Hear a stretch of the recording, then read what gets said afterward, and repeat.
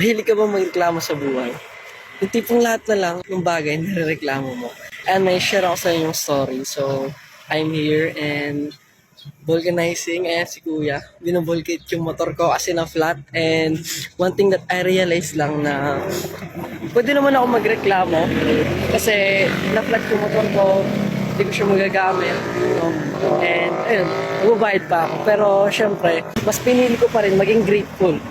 Bakit? So, syempre, grateful ako kasi syempre, wala naman mapaplat kung wala akong motor, di ba?